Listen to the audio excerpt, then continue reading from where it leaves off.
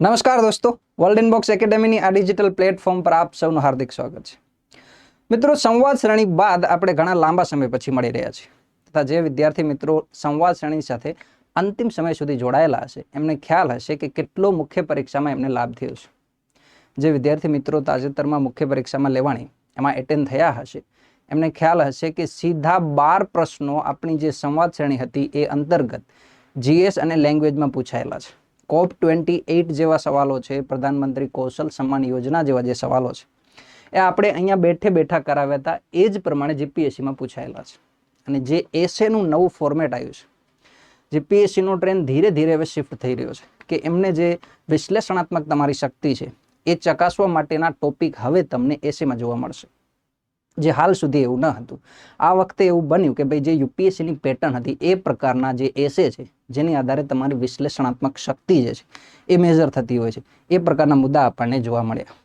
તો આ જ પ્રમાણે જે જૂની આપણી એક પહેલ હતી સંવાદ સિરીઝ અંતર્ગતની, એ મુખ્ય પરીક્ષાને ધ્યાને રાખી અને આપણી પાસે જે નોલેજ છે એનું યુટિલાઇઝેશન કરવાનો એક ઇન્ટેન્શન હતો. આ જ પ્રમાણે ભવિષ્યમાં હવે પીએસઆઈની અને સીસીઈની પ્રિલિમ પરીક્ષાઓ યોજાવા જઈ રહી છે. અને આપણે જો ગત વર્ષનો અનુભવ જોઈએ તો જુનિયર ક્લાર્ક અને તલાટી આ બંને પરીક્ષાઓમાં આપણે જોયું કે જે એ એક્ઝામોનું લેવલ હતું એ હવે ખૂબ ઊંચું છે. એટલે કે તમે જીપીએસસી, ડીવાયએસઓ અને એસટીઆઈ જેવી એક્ઝામોના જે સ્તર છે એ પ્રમાણેનું લેવલ આપણને કોન્સ્ટેબલમાં જોવા મળ્યું અને જે જુનિયર ક્લાર્ક હતું એમાં પણ જોવા મળ્યું, સાથે સાથે તલાટી જેવી એક્ઝામમાં પણ. તો આ પ્રકારની એક્ઝામ તમે જોઈ હશે તો ઘણી વખત એવા ખુફિયા પ્રશ્નો આવી જતા હશે. ફોર એક્ઝામ્પલમાં અહીંયા આપણે જોઈએ કે ભાઈ સમાચારમાં રહેલું એફડીઆઈ, ફેન્ટમ એફડીઆઈ ક્યારેક સમાચારમાં રહેલું છે. આ ફેન્ટમ એફડીઆઈ શું છે? અચાનક આ પ્રકારના સવાલો ક્યાંથી આવે છે? બીજું આપણે ઉદાહરણ જોઈએ, રોક શબ્દ જે છે એ અવારનવાર સમાચારમાં હોય છે. આ રોક શબ્દ શું છે? રોક જોઈને આપણને તો પેલો WWE વાળો યાદ આવશે કે ભાઈ પેલો ફાઇટર છે એ રોકની વાત થાય છે. તો અહીંયા એક્ઝામ્પલમાં જોશો, ઉદાહરણ જોશો તો તમને ખ્યાલ આવશે કે ભાઈ આ કોઈ કરંટમાં રહેલી ઇવેન્ટને આધારે રોક શબ્દ તમને પૂછાયેલો છે. આ પ્રકારના જે ખુફિયા પ્રશ્નો છે પ્રિલિમ એક્ઝામમાં આવતા હોય છે, એ પ્રશ્નો ક્યાંથી આવે છે અને કઈ રીતે ચર્ચામાં રહેલા હોય છે, કયા વિષયને અંતર્ગત એ પ્રશ્નો પૂછાતા હોય છે, આ તમામે તમામ ડિટેલનો આપણે વિશ્લેષણ કરવા માટે અને એ પ્રશ્નો પ્રિલિમ પરીક્ષામાં આવે તો આપણને ખ્યાલ હોય, એનો 1 માર્ક રોકડો સરળતાથી આપણને મળે, એવા ઉદ્દેશ્યથી એક નવી પહેલ તમારી સમક્ષ લઈને આવ્યો છું. એ પહેલનું નામ છે મિત્રો બિયોન્ડ ટેક્સ્ટબુક. બિયોન્ડ ટેક્સ્ટબુક નામ રાખવાનું ઇન્ટેન્શન એ જ છે કે આમાં જે ખુફિયા સવાલો પૂછાતા હોય છે, કોઈક ને કોઈક કોર્નરે તમે જોશો તો એ કરંટ અફેરમાં મુદ્દામાં રહેલા હશે અને આપણી ધ્યાન બહાર હશે, સીધા તમને ક્યાંય કન્સેપ્ટમાં નહીં આવે પણ સીધા પ્રશ્ન તમને પરીક્ષામાં જોવા મળશે. જેમ કે લીબિયાની સરહદો પૂછેલી છે આપણે ભૂતકાળમાં, સ્વિટ્ઝરલેન્ડની, લક્ઝમબર્ગની, એ બધી સરહદો તમને પૂછાતી જોવા મળે છે. આપણે કરીને ગયા હોઈએ ભાવનગરની સરહદો અને ત્યાં પૂછાય છે લક્ઝમબર્ગની સરહદો. તો કેમ ભાઈ 206 જેટલા દેશ છે દુનિયામાં, લક્ઝમબર્ગ એક જ નહીં, આપણને શા માટે સરહદો પૂછે? તો આ પ્રકારના જે પ્રશ્નો છે મિત્રો એ કોઈને કોઈ કરંટ ડિટેલ સાથે જોડાયેલા હોય છે. G20 ને લઈને ઘણા બધા સવાલો આવે છે. તો ગત વર્ષ જે 2023 હતું, ભારતે એની અધ્યક્ષતા સંભાળેલી હતી, તો G20 ને લઈને ઘણા બધા પ્રશ્નો ઇન્ક્લુડિંગ યુપીએસસી, જીપીએસસીમાં પણ પૂછાયા. તો આ પ્રકારે જ્યારે કોઈ ડિટેલ અથવા તો કોઈ મુદ્દો કરંટમાં હોય એને લઈ અને આપણે પ્રિલિમ પરીક્ષામાં વારંવાર પ્રશ્નો પૂછાયેલા જોવા મળે છે. એના ઉદાહરણ જોઈએ તો ફેન્ટમ એફડીઆઈ છે, રોક જેવા શબ્દો છે, આ ઉપરાંત એલોએક્સ મિથેન શું છે, લોક્સ મિથેન શું છે. એ જ પ્રમાણે આજનો એક ટોપિક તમારી સામે ડિસ્કશન કરવાનો છે અને આ પ્રકારના જેટલા પણ કરંટમાં રહેતા મુદ્દાઓ હશે એ મુદ્દાઓ આપણે આ પહેલ અંતર્ગત આવરી લઈશું કે જેથી કરી અને પ્રિલિમ પરીક્ષાના જે 10 થી 12 સવાલો મુખ્ય પરીક્ષાના પ્રિલિમ પરીક્ષામાં પૂછાય છે, જીપીએસસીમાં તમે જોશો તો એનું વેઇટેજ 50 માર્કનું છે, ડીવાયએસઓ 25 માર્ક છે અને હવે સીસીઈ અને પીએસઆઈ જેવી પરીક્ષાઓ પણ ભવિષ્યમાં યોજાવા જઈ રહી છે, તો એમાં પણ એનું વેઇટેજ ખાસું એવું જોવા મળશે અને એનું લેવલ પણ ખૂબ વધારે હશે. તમને ખ્યાલ છે કે હવે વિધાનવાળા સવાલો પૂછવાની શરૂઆત થઈ ચૂકી છે. કરંટ અફેરમાં પણ હવે વિધાનવાળા સવાલો આપણને જોવા મળે છે. આ પ્રકારના સવાલો હવે સામાન્ય રીતે ઓછા હોય છે.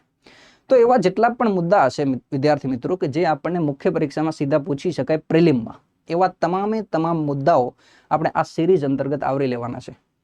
તો જોઈએ આજે એક મુદ્દો એવો તમારી સમક્ષ લઈને આવ્યો છું અને એ મુદ્દો કઈ રીતે ચર્ચામાં છે અને આપણા માટે કઈ રીતે ઇમ્પોર્ટન્ટ છે, સાથે સાથે થોડીક ઝલક આપણે મુખ્ય પરીક્ષાને પણ લઈ લઈશું કે આને ક્યાંય વાપરવો હોય, આ નોલેજ આપણી પાસે પડ્યું હોય તો કઈ જગ્યાએ યુઝ કરી શકાય. હવે આ છે મિત્રો એક સ્ક્રીનશોટ તમે અહીંયા જોઈ શકો છો. ઇન્ડિયન એક્સપ્રેસની આ ન્યૂઝ છે ભારતને લઈને. India build an airstrip inauguration in Agalega દ્વીપ. હવે અગાલેગા દ્વીપ, સૌથી મોટો સવાલ છે મિત્રો આ કે અગાલેગા શું છે. જો તમને પ્રિલિમ પરીક્ષામાં પૂછવું હોય તો સીધું આટલું પૂછી શકાય.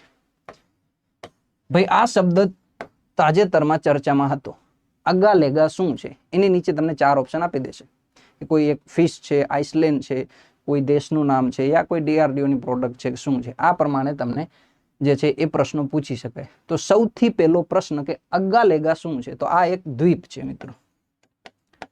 બીજો પ્રશ્ન તમને અહીંયાથી નીકળી શકે કે ભાઈ અગાલેગા દ્વીપ એ કયા દેશનો છે, કયા દેશનું આધિપત્ય છે અગાલેગા ઉપર.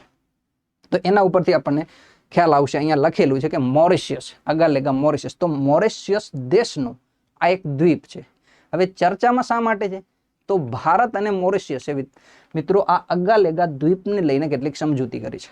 ડિફેન્સ ટાઈસ વધાર્યો છે. એટલે કે ડિફેન્સમાં અહીંયા ભારતની એરફોર્સ અને નેવી માટે કેટલીક સવલતો, એટલે કે પોર્ટ અને એર સ્ટ્રીપ જ્યાં જે પ્લેન છે એ લેન્ડિંગ કરી શકે, ટેક ઓફ કરી શકે, આ પ્રકારની સવલતો ભારતને આ દ્વીપ ઉપર પ્રાપ્ત થશે. અને એટલા માટે આ અગાલેગા દ્વીપ છે એ ખૂબ ચર્ચામાં રહ્યો છે. તો પહેલી ફેક્ટ આપણને એ ખ્યાલ હોવો જોઈએ કે અગાલેગા શું છે. બીજો ખ્યાલ આપણને હોવી જોઈએ કે આ દ્વીપ કયા દેશનો હિસ્સો છે, તો મોરિશિયસ દેશનો હિસ્સો છે. અને તાજેતરમાં ભારત અને મોરિશિયસે કેટલીક સમજૂતીઓ કરી છે અગાલેગા દ્વીપ ઉપર ભારતની ડિફેન્સ રીચ વધારવા માટે. આ છે પ્રિલિમનો ફેક્ટ. આ બેઝિક વસ્તુ આપણને ખ્યાલ હોવી જોઈએ. ચલો આગળ વધીએ. થોડી ડિટેલ જોઈ લઈએ કે અગાલેગા દ્વીપ છે ક્યાં, જેથી કરીને આપણને ખ્યાલ આવે કે આપણે એક્ઝામમાં પૂછાય તો પણ આપણને ખ્યાલ હોવો જોઈએ. હવે જોઈએ તો અગાલેગા દ્વીપ વિદ્યાર્થી મિત્રો અહીંયા છે. આ છે અગાલેગા દ્વીપ. હવે આનું લોકેશન આપણને કેમ ખ્યાલ હોવું જોઈએ ભાઈ? અગાલેગા દ્વીપનું જે લોકેશન છે એ આપણને ખ્યાલ શા માટે હોવું જોઈએ? તો આ જે અગાલેગા દ્વીપનું લોકેશન છે વિદ્યાર્થી મિત્રો, એ અગાલેગા દ્વીપનું જે લોકેશન આપણા માટે એટલા માટે ઇમ્પોર્ટન્ટ છે કે અગાલેગા દ્વીપ આપણા હિન્દ મહાસાગરનો હિસ્સો છે. તો અહીંયા પણ તમને એ પ્રશ્ન પૂછી શકાય કે અગાલેગા દ્વીપ કયા મહાસાગરમાં આવેલો છે. આ સવાલ આપણને ક્યાં ભૂતકાળમાં પૂછાયેલા છે? તો હા, આપણને અહીંયા આ ગઈ વખતે જે પ્રિલિમ લેવાની એનો સવાલ હતો કે જાપાન છે વિદ્યાર્થી મિત્રો, એ જાપાન સાઉથ ચાઇના સીની ક્યાંય સરહદ ટચ કરે છે? આ પ્રકારનો જે વર્લ્ડ જીઓગ્રાફીનો સવાલ છે આપણી સામે આવી ચૂક્યો છે. એટલે હવે આ પ્રકારના જે સવાલો છે એ ફિઝિકલ જીઓગ્રાફીમાં પૂછાતા થઈ ગયા છે. તો આપણને ખ્યાલ હોવો જોઈએ મિત્રો કે અગાલેગા દ્વીપ છે એ મોરિશિયસનો હિસ્સો છે, પણ સાથે સાથે હિન્દ મહાસાગરમાં લોકેટેડ છે. તો એનું લોકેશન આપણને ખ્યાલ હોવું જોઈએ કે જેથી કરી અને ભારતનો નીચેનો જે આ તમે જોઈ શકો છો આખો પટ્ટો હિન્દ મહાસાગરનો, એની અંતર્ગત આ લોકેશન છે. થોડી ઘણી ડિટેલ આપણે જોઈ લઈએ ગ્રાફ આધારિત. તો આ તમે જોઈ શકો છો અગાલેગા દ્વીપ છે. અહીંયા છે ભારત, આપણું પ્યારું ભારત, અને માડગાસ્કર. આસપાસની ડિટેલ તમારે જોઈ લેવાની કે કયા કયા દેશો આવેલા છે. તો આ તમામે તમામ ડિટેલ આપણે જોઈ. અહીંયા પણ તમને એના કેટલાક ગ્રાફને આપેલા છે. ઓકે વિદ્યાર્થી મિત્રો, તો આ હતી આપણી નવા પહેલ, જે બિયોન્ડ ટેક્સ્ટબુકની જે પહેલ હતી એ અંતર્ગતનો સૌથી પહેલો મુદ્દો કે અગાલેગા દ્વીપ શું છે, કયા દેશનો હિસ્સો છે, કઈ બાબતને લઈને ચર્ચામાં છે, અને પ્રિલિમમાં પૂછી શકાય તો કઈ રીતે પૂછી શકાય, એ આપણે બેઝિક ડિટેલ મેળવી. જો મુખ્ય પરીક્ષાની વાત કરીએ તો એક હું તમને કી નોટ આપું છું, એ તમારે સર્ચ કરવાની રહેશે કે શું છે.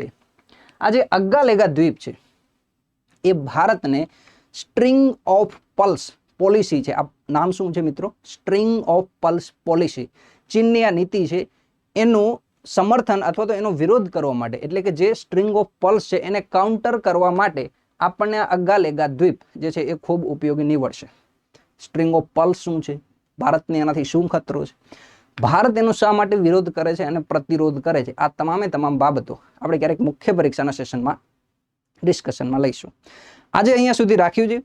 પસંદ તમને આવશે તો જરૂર લાઇક, શેર અને સબસ્ક્રાઇબ તમારે કરવાનું છે. અને આ પ્રકારની ઘણી બધી ડિટેલ આપણે આ જ સિરીઝ અંતર્ગત આગળ પણ વધારવાની છે. Thank you. જય હિન્દ.